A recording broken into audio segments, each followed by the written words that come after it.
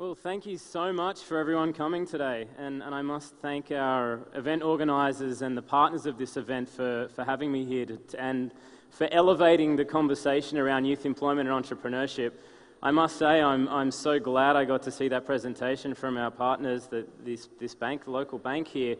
That's incredible work, and it's really encouraging to see the private sector taking a lead, and not just in the region, but for the entire world, to invest in entrepreneurship and to invest in innovation.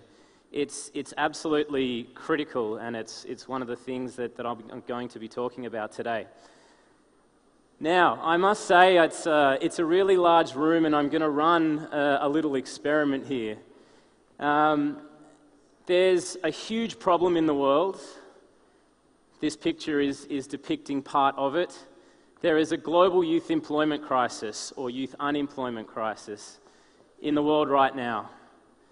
There's 1.8 billion youth in the world. 87% of them live in developing countries.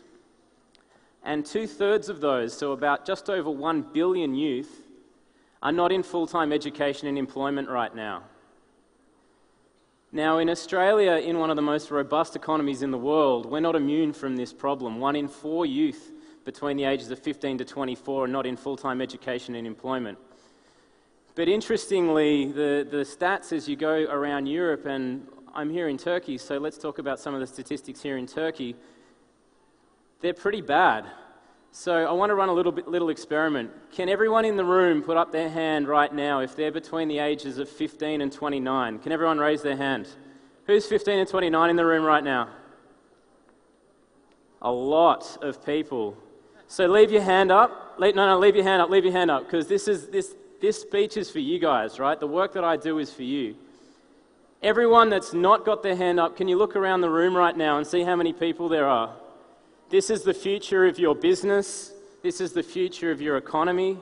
This is the future of your innovation. These are the guys that are going to carry the world forwards. In Turkey right now, in January, the youth unemployment rate was about 15%. It's just gone up, 16.4%. It's just gone up to 19%. Now, everyone, I know I'm keeping your hands up, but keep them up. I want everyone else in the room to be looking at how many people there are in the room right now. 35% of the people with their hand up right now, if you guys are representative of the Turkish population, 35% of you guys aren't in full-time education, employment or training.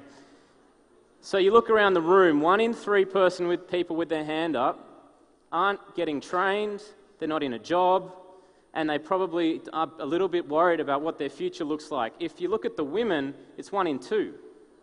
50% of the people with their hand up right now aren't in full-time education or employment. If you look at the men, it's 1 in 5, 20%. All right, you can put your hands down. Thank you for doing that experiment. I want to illustrate that not just for you guys are living this problem, so I don't need to talk about it to you guys, but it's so important for everyone else in the room that aren't experiencing this for themselves, that grew up in a different generation, to see the potential impact that this has on the economy. We talk about this at the G20. I represent Australia for the G20 Young Entrepreneurs Alliance, and we hosted the G20 this year, which is, I'm sure, part of the reason that I've been granted the opportunity to come and talk to you guys. And we really amplified this message, and I want to really encourage everyone here, get on Twitter. The media is a democracy these days, so it's not just those that have the power to write media that can publish articles in traditional media, but everyone here you are the creators of your own media here. So if you hear something that you like, a quote of mine, a picture, take photos. If there's anyone that you know that's here that isn't in the room right now, text them and get them in the room, because this session's for you guys. We need to amplify the importance of this problem. The global youth employment crisis is, in my view and in many other people's view around the world, equally as important as the global financial crisis of 2008. The problem is that we're not going to fall off a cliff in the next 12 months if we don't address this. It's systemic, and it's going to have implications for 10, 20, 30 years, multiple generations to come if we don't address it. So unfortunately, it's not getting the level of importance in really high political forums that it should. Thankfully this year, during the G20 in Australia, despite the fact that the Leaders' Declaration in St. Petersburg was over 120 recommendations on 27 pages, and it was reduced down to 21 recommendations on 3 pages for the Brisbane communique, despite how difficult it was to get important issues into that document, we got there. We got in within the first 10 recommendations, youth unemployment and education and training, and most importantly, entrepreneurship as a solution into the Leaders' Declaration. Now, that's really important, but we're not done yet. This year is Turkey's, in 2015, Turkey hosts the G20, and I'll talk about this in a little bit further. But we need to keep amplifying this message, and it's everyone in the room that can do that. One of my favorite quotes is from Mahatma Gandhi: "You must be the change you want to see in the world." It's up to you guys to do this. So, I'm going to talk a little bit about entrepreneurship and entrepreneurial thinking.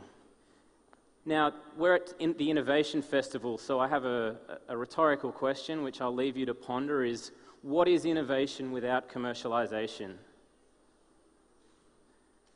And part of the answer to that is around entrepreneurship. So let's talk about what entrepreneurship is. It starts with identifying a problem. The great entrepreneurs in the world solve really big problems. That was a fantastic point from Nicholas, the previous speaker, around the new brain drain. That there's not enough people solving really big problems in the world. Great entrepreneurs do that. They pick big problems and they create world-changing solutions. So the process of entrepreneurship starts with identifying a problem. You need to create a sustainable commercial solution, and sustainable in this context is something that will survive, that will keep going. You then need to identify who values that solution, so you need to figure out who your target market is, and you have to take action, the most critical part of the process, which entrepreneurs are so good at. So this is a process. What happens with this process, as you go through it, you learn 7 mindsets, but simultaneously, you might already have some of these mindsets and they can drive you to be better at that process.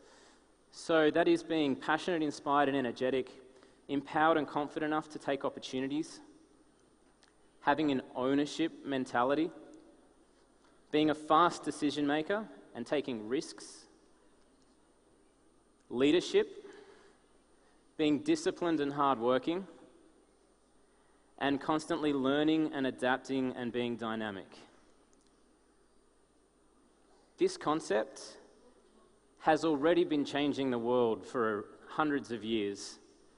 But in this context of this global youth employment crisis, this is the solution. And it's ecosystems, much like some that were just talked about, it's ecosystems that support this process that will solve the global youth employment crisis. So, what is an ecosystem? We heard some of the elements, some of the pillars explained in the last talk, but what is an ecosystem that supports entrepreneurship? So let's use a rainforest as an analogy. In a rainforest, arguably one of the most efficient ecosystems, the trees are dense, they're strong, they're tall. So think about the businesses in an ecosystem or in an economy are like the trees. So you start a business with an idea, and you must plant that idea in innovation and technology. The idea must be innovative. You have to be doing something new, something different.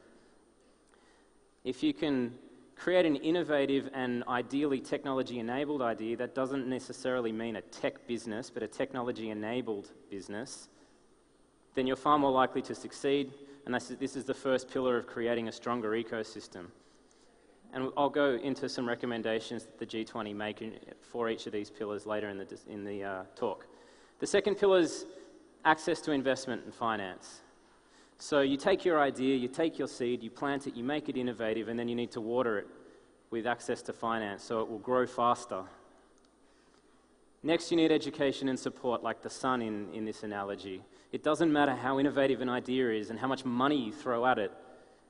If you don't know what you're doing, if the entrepreneurs aren't educated to be more efficient and better and learn from best practice, then they will fail. The next pillar in this ecosystem is the government, and I use deliberately simple slides here to illustrate that this isn't a super complex concept. The government are kind of like the animals or the critters in an ecosystem. They can be very facilitative and create a stronger ecosystem. They can also be very destructive. We talk about an honest and responsive government. You need legislation in order to facilitate better businesses and stronger ecosystems. The next pillar is the entrepreneurship culture. This is like the atmosphere in an ecosystem. Difficult to pinpoint exactly what causes it or what creates it, but it's a combination of all the pillars. It's what the media say, it's what the parents tell you when you're growing up, it's what your teachers say in schools to their students, it's what government leaders say in the media, and are they encouraging entrepreneurship? It's quite an ethereal concept, but critical. And the last pillar is trade and globalization. This is like the wind in an analogy. This is what takes businesses and grows them out and brings in new innovation and new ideas. It's trade that creates net growth in an economy.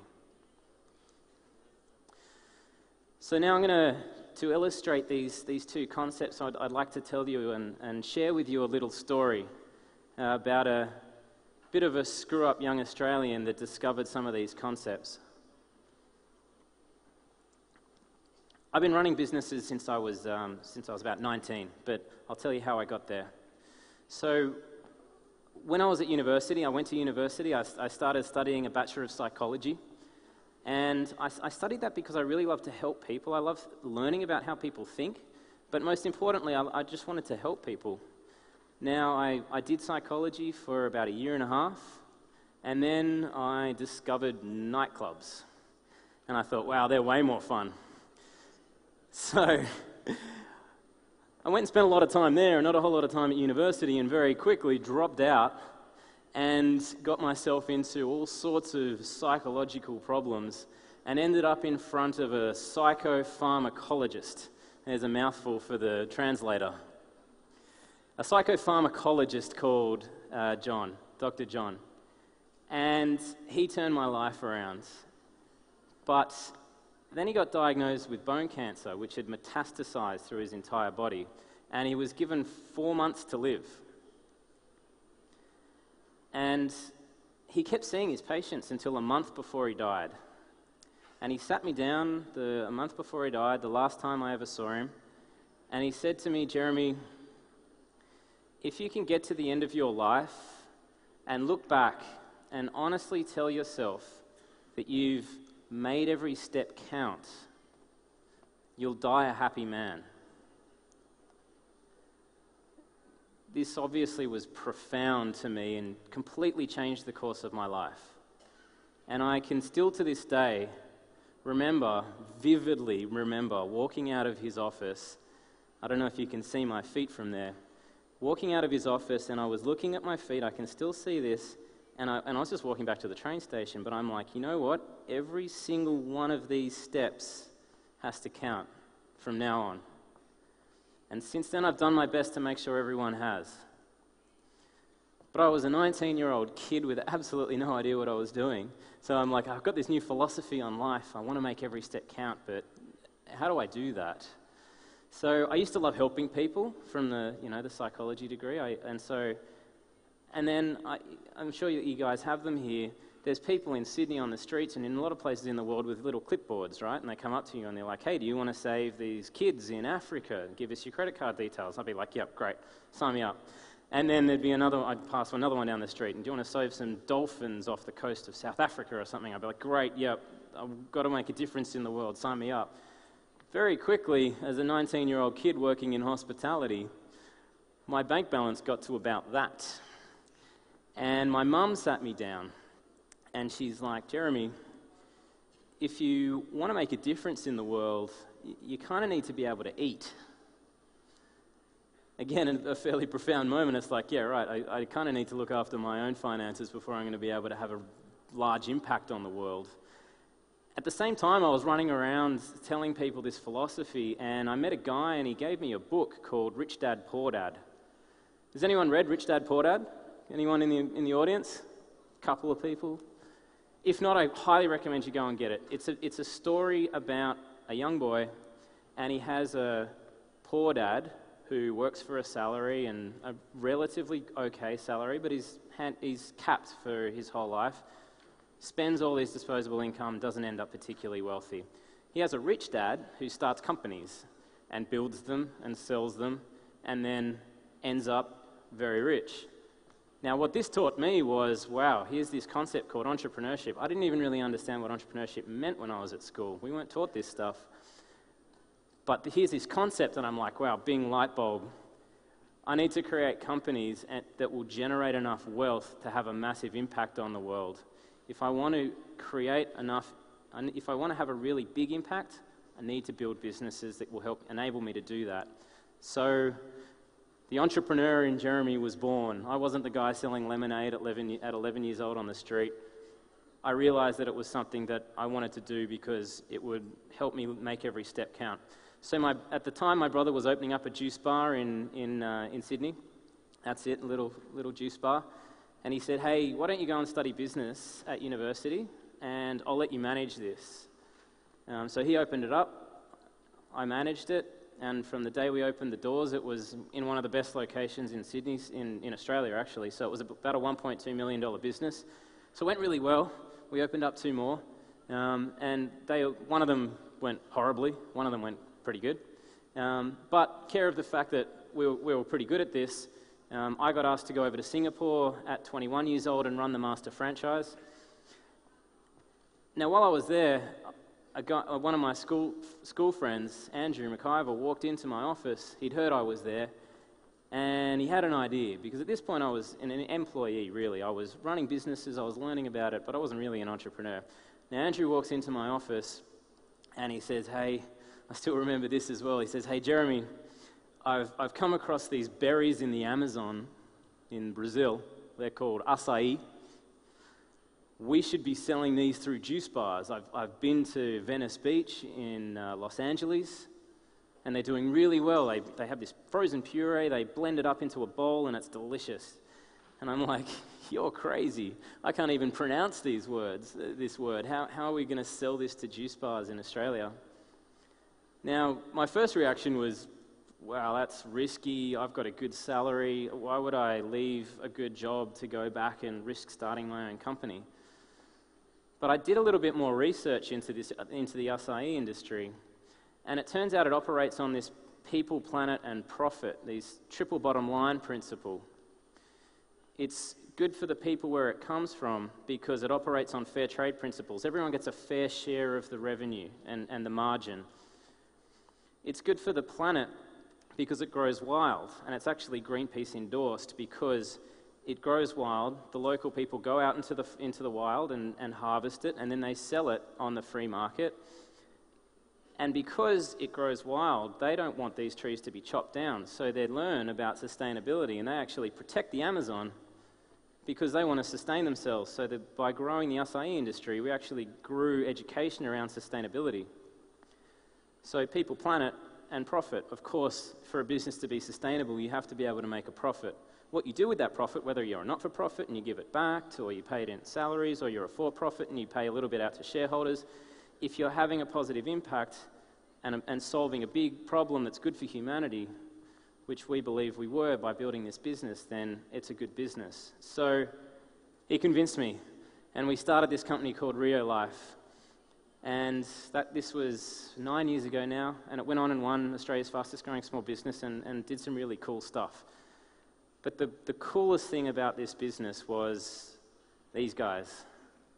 We kept 1% of our revenue, and we ran a school in the Amazon, and we put 100 children through school just with the 1% of our revenue for 2 years. And this school is still going, and we still contribute to it. So about 10 or 11 years after I'd originally wanted to create a business that can do good things in the world, I finally figured out how to do it. I built a business, and I could put kids through school by using my business. Now, how cool is that? And that hands down, is the best experience I've ever had. Even in the years since, traveling the world and speaking to world leaders, that's the coolest thing. And now what I get to do is try and help a whole bunch of other people do similar things.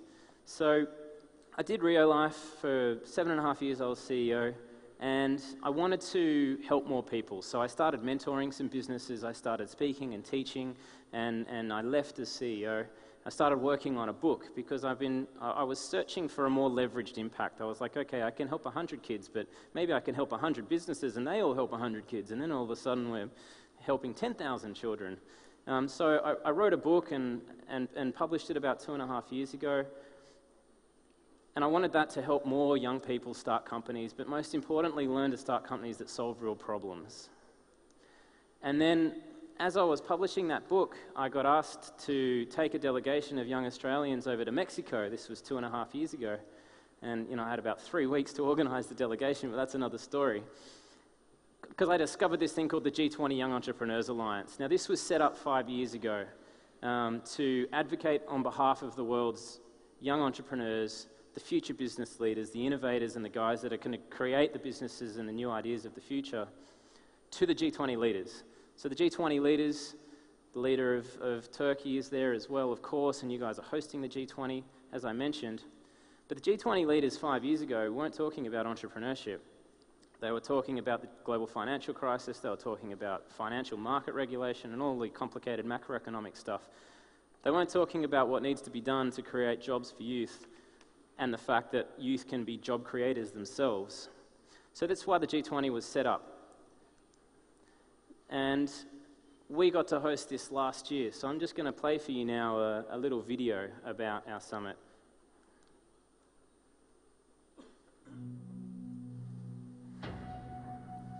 Global unemployment is spiraling out of control, creating an impending crisis that unfairly impacts our youth. During the global financial crisis, the world's youth unemployment rate hit record high levels. According to the International Labour Organization, 73.4 million young workers were unemployed in 2013. There is a youth bulge of 1.8 billion. 90% of them live in developing countries, and 2/3 of those are underemployed. Even in Australia, one of the most robust economies in the world, 1 in 4 youths are currently not in full-time education or employment. The youth employment crisis has serious social, economic, political, and systemic implications that the world's leaders in government, business, civil society, and especially youth all agree on. Entrepreneurship is the solution. Young entrepreneurs create sustainable growth and jobs, and entrepreneurship ecosystems lift societies out of poverty to create a better world. The G20 Young Entrepreneurs Alliance is an organization that fosters youth entrepreneurship at the highest economic and political level globally. We are responding to the call to adopt immediate and specific actions to tackle the unprecedented youth employment crisis. Since 2009, G20 YEA has organized international summits and meetings with high impact in 9 countries. World leaders like former Mexican President Calderón, top entrepreneurs and organizations like Ernst & Young and Accenture, and personalities like Mohammed Yunus have joined with the Alliance to ensure sustainable job creation and growth. In Russia, the G20 and B20 leaders agreed in their official declaration that youth entrepreneurship is a solution for unemployment.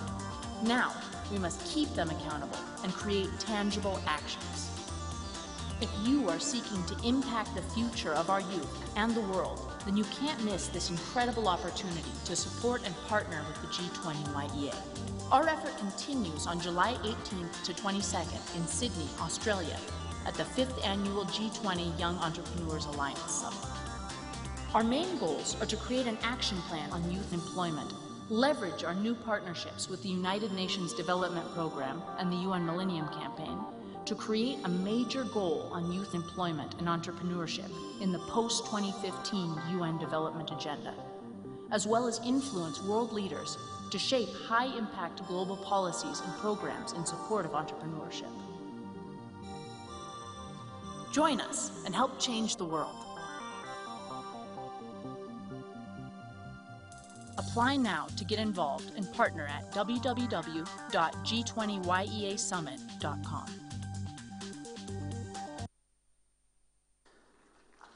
Get an applause. Great, thank you. So before I go into the UN, I mentioned that we succeeded in getting the youth unemployment and entrepreneurship into the Leaders' Declaration, the Brisbane Leaders' Declaration. Entrepreneurship actually was in there twice, once for youth unemployment and once connected to innovation in the area of trade. Now that's good, it's not good enough. It needs to be amplified more. I meant what I said before. The global youth employment crisis really needs to be addressed with the same level of urgency as the global financial crisis, because the future there's this concept called scarring, right? The future loss of wages and productivity and growth based on the youth that are not in education, employment or training right now is massive, and it's getting worse. In our country in the last quarter, unemployment, general unemployment went down by 0.5%, youth unemployment went up. Now, what's going on there? Even though we're still talking, even though we're getting the G20 leaders to acknowledge it, we're not fixing it. So, as part of the journey with the G20 YEA over the last 2.5 years, I was introduced to the United Nations in New York about 1.5 years ago. And we signed an agreement with them to work together on getting youth employment and entrepreneurship as a major goal in the Sustainable Development Agenda. So the post-2015 agenda. Now, why is that important? So, first of all, the G20 leaders might agree that youth unemployment's a problem, and hopefully they can convince their governments in their countries to implement the employment plan that was agreed, and I hope that entrepreneurship is part of the solution there. But we don't know yet. The employment plans were only just created, and youth unemployment is really only just being elevated to that level of discussion. So we have a unique opportunity right now where over the next 12 months or so, leading up to the General Assembly in New York next year, the entire world's leaders will determine on what the development goals should be for the next 15 years. So back in 2000, Kofi Annan got the entire world's leaders to agree on these 8 major goals with 21 indicators, one of which, for an example, was eradicating or halving extreme poverty and hunger, so halving the amount of people living on less than $1.25 per day, and they've achieved that. Now, what these goals did was align and focus the world's governments, development organizations, NGOs, all of the people working in development on some specific goals. And it's worked pretty well. I think just over half of these of the 21 indicators have been achieved, not all of them, but what has been achieved is phenomenal. Now, between 2015 and 2030, there'll be a new set of goals that will influence around $2.5 trillion worth of development investment. Is that enough? Arguably no. However, it's still a pretty significant amount of money. So what we can do by getting youth employment and entrepreneurship elevated up into these goals is have every single leader in the world agree that this is a problem, and have the goals guide the investment in development for the entire world, this huge amount of money invested in employment and entrepreneurship, particularly for youth.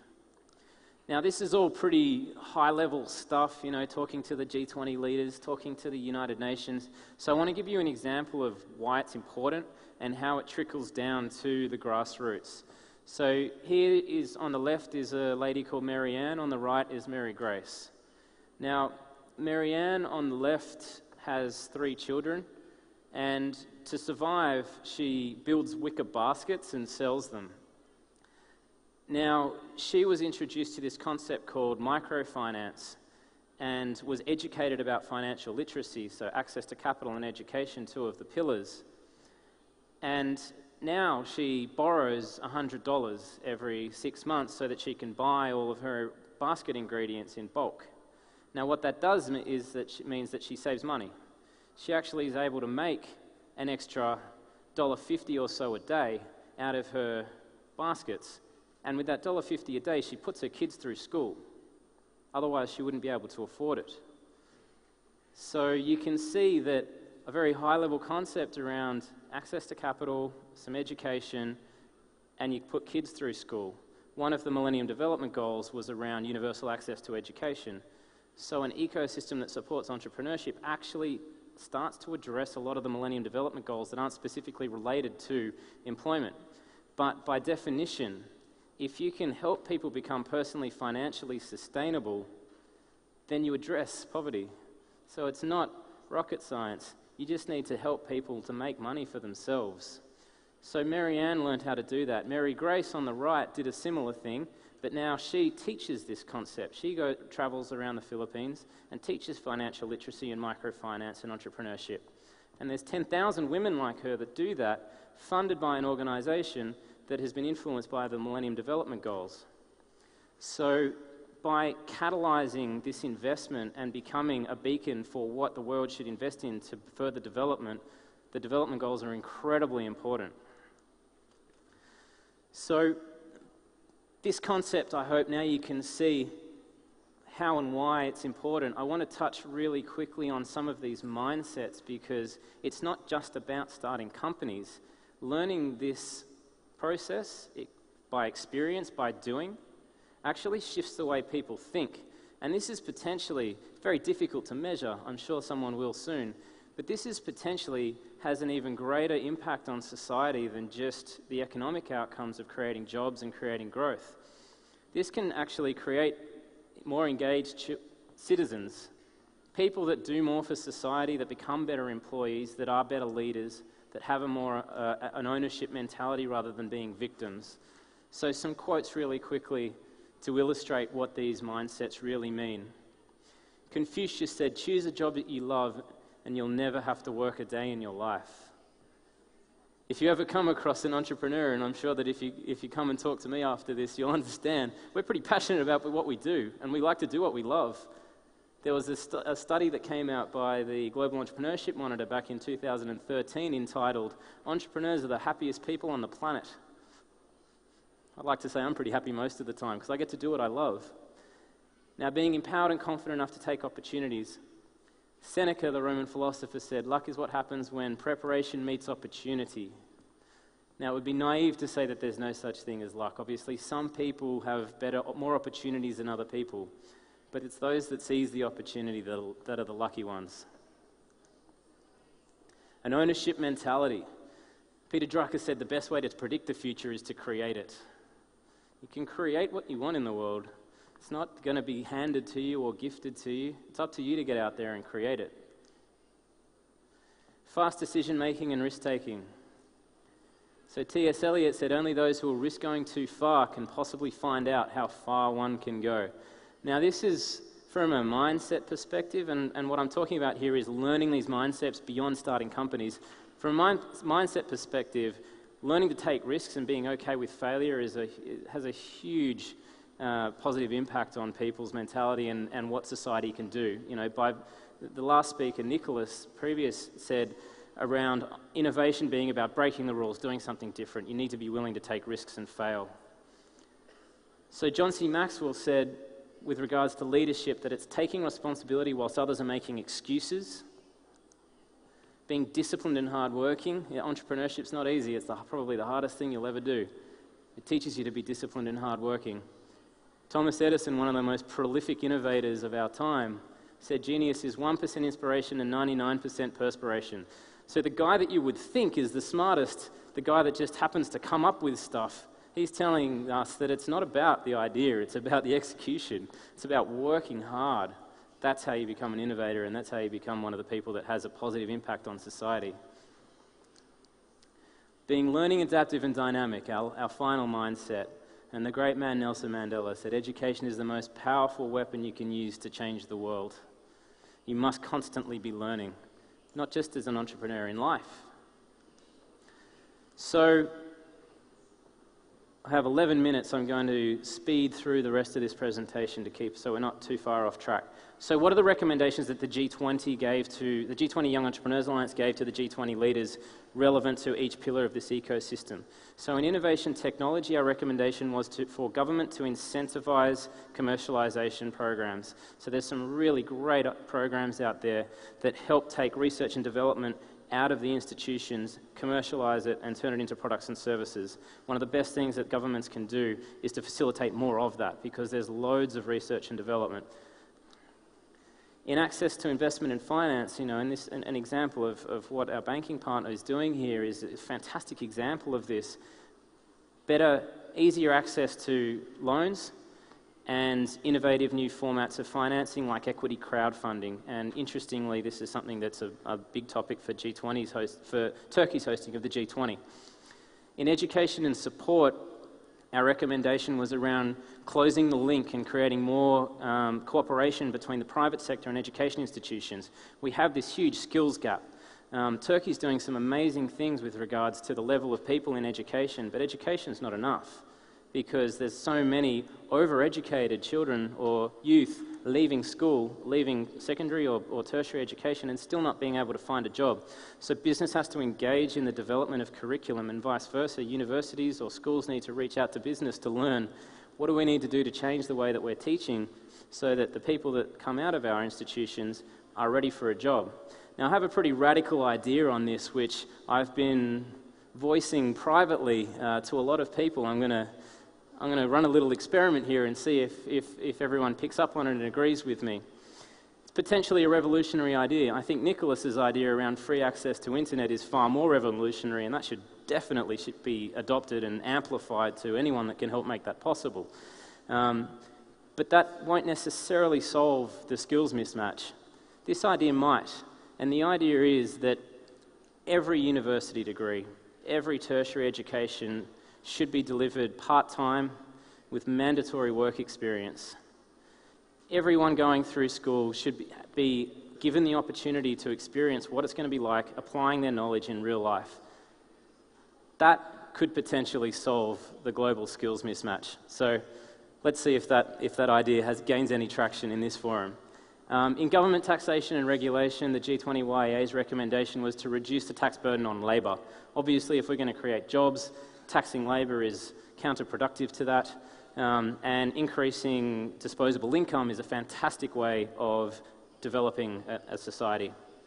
In culture, interestingly, the biggest impact that we decided on in culture is that experiential entrepreneurship education should be delivered through every layer of the curriculum, from primary, secondary and tertiary, all the way through.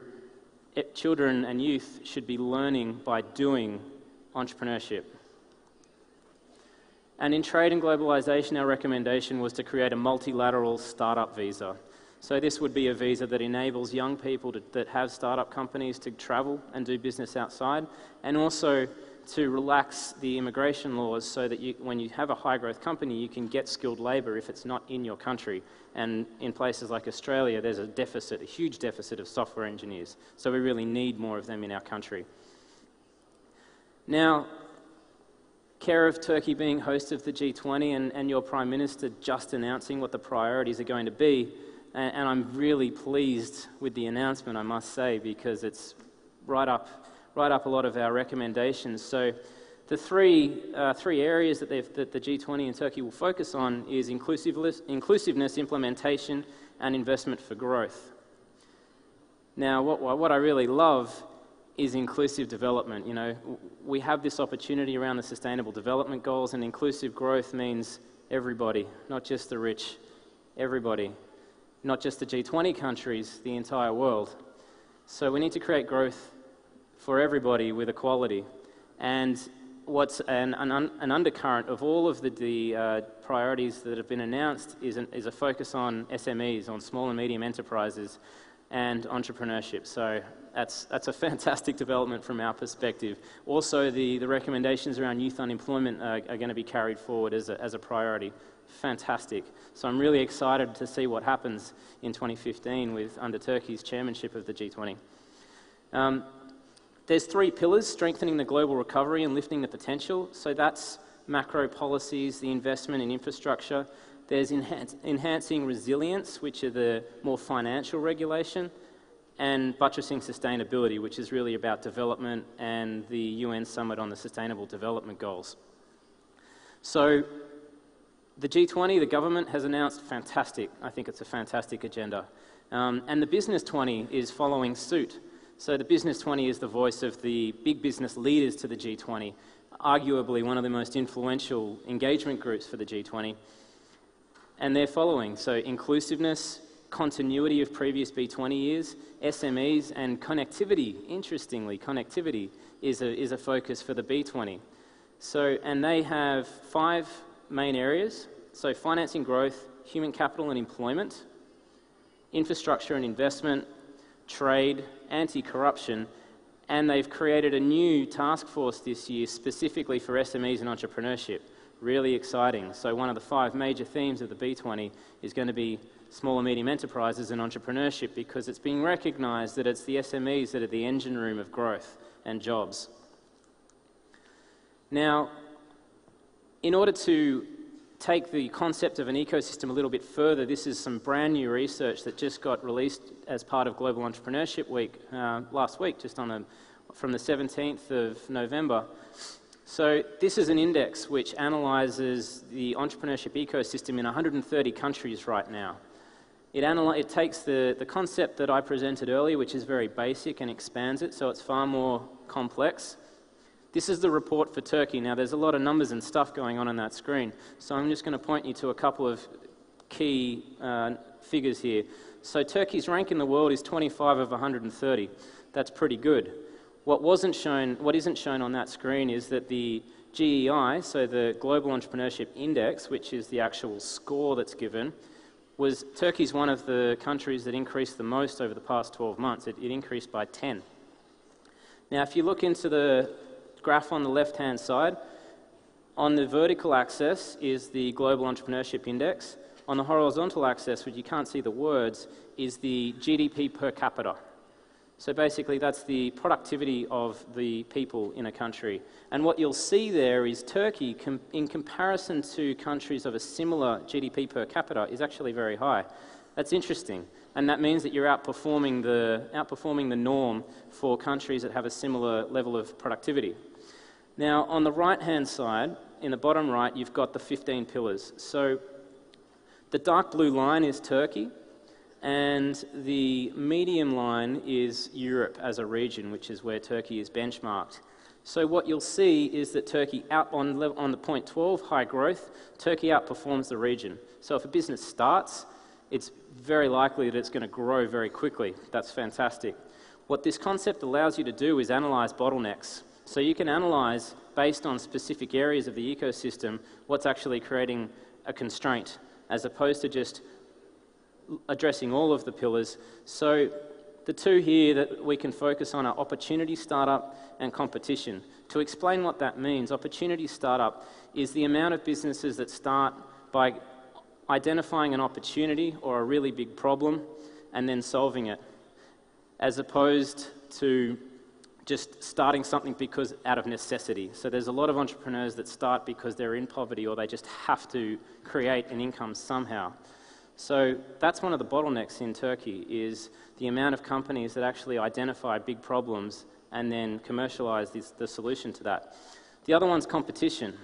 So competition is the amount of businesses that do something different, that innovate and do something new, as opposed to just copying someone else and creating another business that's the same.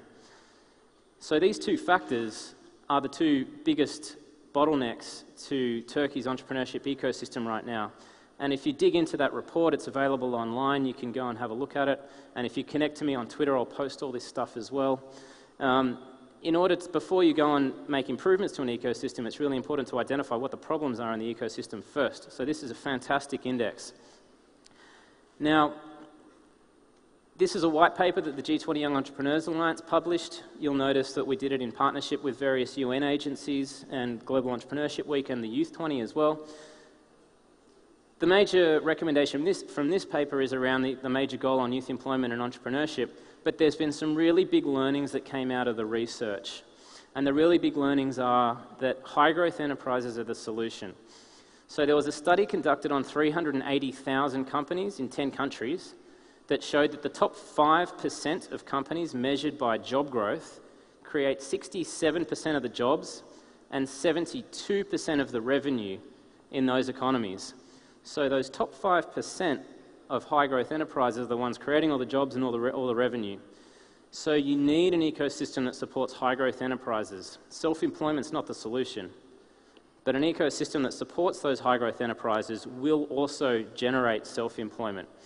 So when you're analysing the ecosystem, it's about high-impact, high-growth enterprises as a focus, but the broader ecosystem will support everyone else as well. Now, what we know from the research with Ernst & Young and Accenture over the years, we've analysed thousands of entrepreneurs from the G20 countries. Access to capital is consistently one of the biggest problems, one of the biggest inhibitors. It's unilateral across all the countries. So, and we know that there's a global Series A crunch. So we need to create high-growth enterprises. They can't get the money they need when they're growing. And Series A, so an equity raise of around 500,000 to $5 million US is really the critical point where there's a massive deficit. You can get money, if you're really good in many countries, you can get less than that. And once you start to be raising 5 million or more, then the private equity and the more established venture capital is available. However, in the middle, there's this massive gap, the Series A crunch. So, interestingly, there's not actually a lack of capital there, it's just risk averse. So there's a lack of quality deals or quality entrepreneurs. What's happening is that they're not educated, they're not good enough, or they don't have the correct documentation to get that money. So solving this problem is potentially, through access to capital and education, is potentially the highest impact solution for entrepreneurs globally. So I'm going to run you very quickly, I'm out of time, around a business model, a profitable social enterprise that we're building now to solve this problem. So it's called Capital Pitch. This is actually one of the first stages I've announced this. And we're streamlining Series A capital raising between businesses, investors, and advisors. It's basically an equity crowdfunding platform, for those of you that are aware of this. If not, you look up, it's crowdfunding for shares or equity, but it also allows a business to engage a corporate advisor. They can create a pitch, it gets advertised to an investor network, or they can engage a corporate advisor, get investor ready, and then launch a Capital Pitch certified advisor version out to investor networks. To give you an example, Rio Life, my business, we failed to raise our Series A, and that was part of the reason that I left. And instead of going massively global, we were stuck in Australia. What could have happened is we could have taken our raise to a platform like Capital Pitch, engaged an advisor, been educated on how to be investor ready, advertised out to an investor network online using technology, far more scalable. We should have been able to raise our money, and off we would have gone. We went from 1 to 10 employees in 3 years. We should have gone from 10 to 100, but instead we stagnated and we sit still at about 6 employees. Now, for investors, this is a good solution. It creates a global syndicate, so you can syndicate your investment. It creates arbitrage opportunities. You can play foreign exchange. You can look for markets where valuations on companies are lower, and it's massively de-risked because you know that people are being vetted and they're getting education. So with that, I will finish. And I'm going to finish and leave you with 2 ideas or questions that I'd like you to ponder, everyone in the room, is how are you going to make every step count? And what big problem can you solve that will change the world? You can connect me on, you can send me an email, I'll reply to as many as I possibly can. You can connect me with me on Twitter. Thank you so much for having me. Thank you for the organisers and the partners. I hope you enjoy the rest of the Innovation Week.